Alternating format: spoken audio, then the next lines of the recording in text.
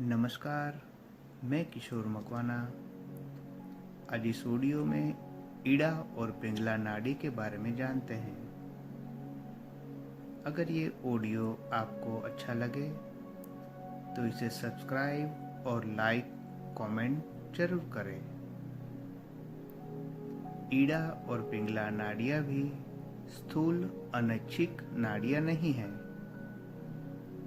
वे सूक्ष्म प्राण को धारण करने वाली नाड़ियाँ हैं, लेकिन स्थूल शरीर में उन्हें अस्थायी रूप से अनैच्छिक तंत्र की नाड़ियों को मिलती आती है।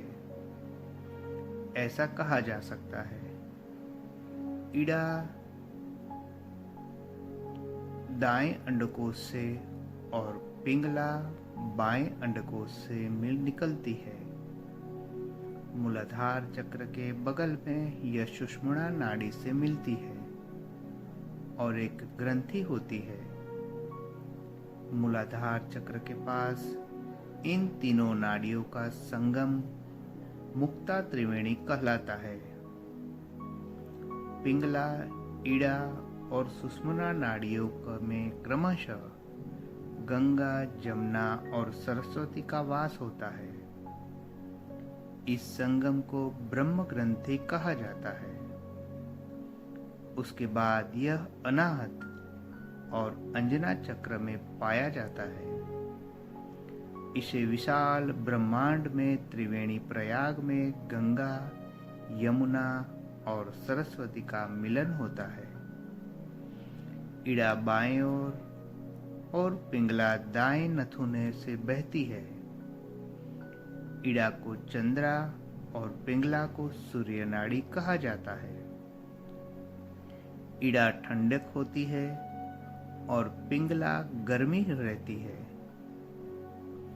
पिंगला भोजन को पचाती है और इड़ा फीकी है, ये शक्ति रूप है। वह दुनिया की सबसे बड़ी पोषण करता है। पिंगला अग्नि जैसी लाल है और रुद्र रूप है। इड़ा और पिंगला समय को संकेत देते हैं, लेकिन सुषुम्ना समय को निगल जाती है।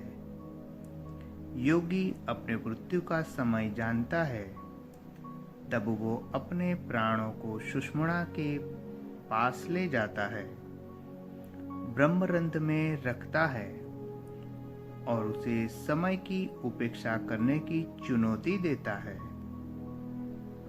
महाराष्ट्र के एक प्रसिद्ध योगी चंद्रदेव प्राण को सुषुम्ना के पास ले गए और कई बार मौत का सामना करना पड़ा।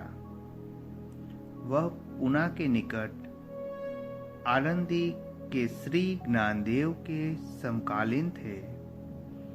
अपनी योग साधना की शक्ति से उसने भूत सिद्धि प्राप्त कर एक जंगली जानवर पर अधिकार कर लिया। वह एक बाघ की पीठ पर बैठकर श्री ज्ञानदेव से मिलने आए।